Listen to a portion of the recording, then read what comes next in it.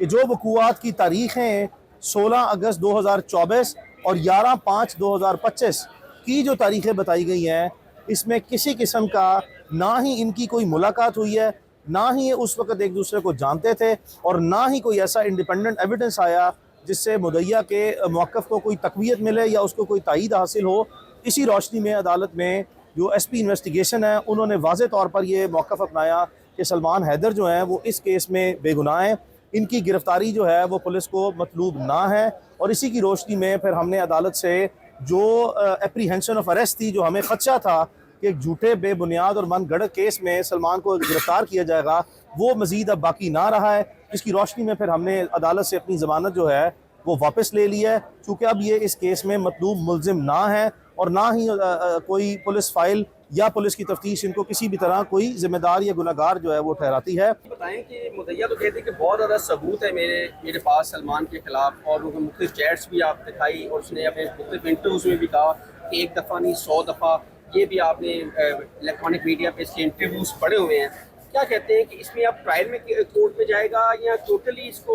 बेगुनाह कर देखें, ये बेगुनाह कर दिया है, मुकदमा खारिज होने की तरफ जा रहा है। देखें, दोनों फरीकैन का जब वो अपनी लिटिगेशन अदालत में या किसी इंडिपेंडेंट फोरम पे लेके आते हैं, वो अपने अपना मौक़िफ़ उनका लेना एक इस्तेहकाक है, उनका राइट होता है। और इसी तरह इस मुद्दईया ने भी जो मुनासिब समझा कि जिन चीज़ों को वो सबूत कंसिडर करती रहीं, वो सबूत या मटीरियल या लीगल बेसिस किसी में किसी भी केस में किसी भी शख्स को प्रोसिक्यूट करने के लिए नाकाफ़ी होती हैं। या के खिलाफ कोई एक्शन लेंगे आप? देखिए, अभी तो हम इस केस की जो रिमेनिंग कार्रवाई है कि एक दफ़ा मुकदमा बाज़ाब्ता तौर पर खारिज हो जाए, उसको हम अदालत से एग्री करवा लें। ये तमाम फैसले जो हैं वो जब एक दफ़ा ये प्रोसेस मुकम्मल होगा उसकी रोशनी में हम लेंगे।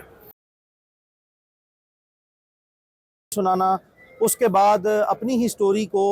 पहले वाली स्टोरी के साथ जो है वो कंट्राडिक्ट कराना, ये वाज़े करता है कि it was a case of absolutely no evidence. तो हमने यही अपनी गुजारिशात जो हैं वो जिस वक़्त इस मुद्दईया ने अपना बयान रिकॉर्ड कराया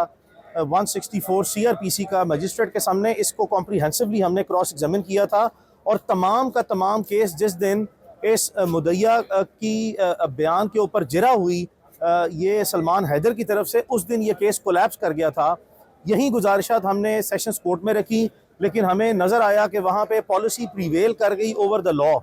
फिर हम हाई कोर्ट में आए, यही रिकॉर्ड सेम गुजारिशात सेम सबमिशंस के साथ जब हमने हाई कोर्ट में रखा तो हाई कोर्ट ने बड़े इस्तराब का शिकार हुई। और उसके बाद जो SSP इन्वेस्टिगेशन और SP इन्वेस्टिगेशन जो सदर थे उनको तलब किया कि बताएं ये कैसे का मुकदमा बनता है और ये भी बताएं अदालत को कि जो अदालत के सामने एविडेंस पुलिस फाइल में है और जो दरख्वास्त गुजार की तरफ से सबमिशंस दी गई हैं, इसके मुताबिक किसी किस्म का कोई एविडेंस जो है कि ऐसा कोई वक़ूआ हुआ ही नहीं है, मौजूद नहीं है। तो इस पे आके तफसीलन जो है वो इन्वेस्टिगेट करें और अदालत के सामने इसको लेके आएँ। आज जब SP इन्वेस्टिगेशन सदर पेश हुए अदालत के सामने, उन्होंने जो पिछली अदालत की गाइडलाइंस या ऑब्जर्वेशन थी उसकी रोशनी में इसकी तफ्तीश की और तफ्तीश करने के बाद कॉम्प्रीहेंसिवली जो है वो at the highest level of investigation, police investigation highest level पे हुई through a joint mechanism of police. वहाँ से ये नज़र आया कि ये जो दरख्वास्त गुजार का मौक़िफ़ था, और इसी तरह अदालत ने ये कहा कि अगर कभी दोबारा कोई फ्रेश एविडेंस आती है तो उसमें पहले जो है वो दरख्वास्त गुजार को, सलमान हैदर को ये इतला दी जाएगी और इतला देने के बाद जो है वो ये देखा जाएगा कि इसमें कोई इनकी मज़ीद अरेस्ट रिक्वायर्ड हो तो फिर इन्हें ये भी अपॉर्चुनिटी दी जाएगी कि ये जाएं और पहले अदालत में इसी तरह जब अब प्री अरेस्ट बेल ये करवाने आए हैं दोबारा भी अदालत से रजू कर सकते हैं और बराह रास्त कोई फ्रेश एविडेंस आने पे इनको अरेस्ट नहीं किया जाएगा। तो ये प्रोसीडिंग है। मिसाल के तौर पे अगर मेरी और आपकी गुफ्तगू हो रही है और हम एक रिपीटेड कम्युनिकेशन या कॉन्वर्सेशन कर रहे हैं, इसका मतलब ये नहीं है कि ये सलमान हैदर का या इस केस की जो मुद्दईया हैं उनका कोई किसी किस्म का कोई रेप से मुतल्का भी जो है कोई मामला हो सकता है। दो फरीकैन का आपस में गुफ्तगू करना सिर्फ ये काफ़ी नहीं है कि किसी शख्स के ख़िलाफ़ आप रेप के एलिगेशन लगाएं संजीदा नौयत के और उसकी किसी किस्म की आपके पास ना कोई मेडिकल एविडेंस हो, ना कोई ऑकुलर एविडेंस हो और ना ही इसके अलावा कोई corroborating फोरेंसिक एविडेंस हो जिसकी बुनियाद पर आप अपने इल्ज़ामात की बाबत कोई ठोस सबूत दौरान तफ्तीश या अदालत के सामने अपने इल्ज़ामात को तक़वियत देने के लिए या साबित करने के लिए पेश कर सके। तो ये दो मुख्तलिफ चीज़ें हैं। सर, के खिलाफ कोई एक्शन लेंगे आप? देखिए, अभी तो हम इस केस की जो रिमेनिंग कार्रवाई है, एक दफ़ा मुकदमा बाज़ाब्ता तौर पर खारिज हो जाए उसको हम अदालत से एग्री करवा लें, ये तमाम फैसले जो हैं वो जब एक दफ़ा ये प्रोसेस मुकम्मल होगा उसकी रोशनी में हम लेंगे।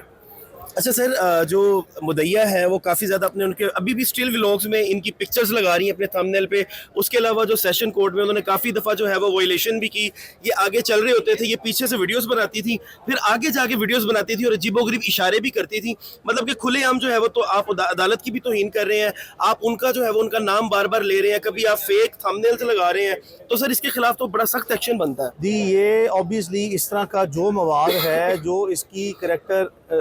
जो मिस करेक्टराइजेशन है और जो इनकी करेक्टर को मिलाइन करना है, उसके लिए जितना हमारे पास जो अपलोडेड मटेरियल आपने हाईलाइट किया है इसको हम गैदर करेंगे। उसकी रोशनी में जो क्रिमिनल डेफेमेशन का केस हो या इसके अलावा जो साइबर क्राइम्स की दफात हैं या इवन जो डैमेजेस सूट है कि ये आपको विदाउट एनी बेसिस जो है वो डिफेम कर रही हैं, उसकी तरफ भी हम शीट करेंगे। Thank you. एक सवाल ले लीजिएगा। बताया ये जा रहा है कि जो आप भी रजब भट्ट और इकरा कंवल का केस देख रहे हैं, अब उनके ऊपर FIR दर्ज हो चुकी है, आप उसके बारे में कुछ बताएं। रजब भट्ट जो हैं उन्होंने माजी में भी मुतअद्दिद मुकदमात का सामना किया है और बिल्कुल as a law abiding citizen किया है, और वो तमाम मुकदमात में प्रीवियसली भी बेगुनाह हो चुके हैं, उनके मुकदमात खारिज हो चुके हैं और वो बरी हो चुके हुए हैं। अगर मज़ीद कोई मुकदमात उनके खिलाफ दर्ज हुए हैं तो इसी तरह जैसे प्रीवियसली उन्होंने हमेशा इन तमाम मुकदमात का सामना किया, फ्यूचर में भी ऐसे मुकदमात का सामना करेंगे। और जो इकरा कंवल के हवाले से आपकी बात है, इकरा कंवल के बारे में हमने FIA को बता दिया कि प्रीवियसली उनके घर जो है वो एक बेटे की पैदाइश हुई है, उनकी फ़िज़िकल या मेडिकल कंडीशन ऐसी है ही नहीं कि एक औरत ऐसी जिसने अपने एक बच्चे को अभी जन्म दिया हो और वो एक इब्तदाई दिनों में हो, उसकी मेडिकल या फिज़िकल कंडीशन ऐसी होती ही नहीं है कि वो अपनी जान को साइड पर रख के और इस तरह के मामलात को देखे। तो as soon as she is going to get fully recovered, obviously वो प्रोसेस ऑफ लॉ को ज्वाइन करेंगी, और अगर उन पर मुकदमा दर्ज हो भी गया है तब भी जो है वो अदालतों के सामने सरेंडर करके प्रोसेस ऑफ लॉ को ज्वाइन करेंगी, और ऑब्वियसली हम उस मुकदमे की कार्रवाई को भी मेरिट्स पे बढ़ाएंगे।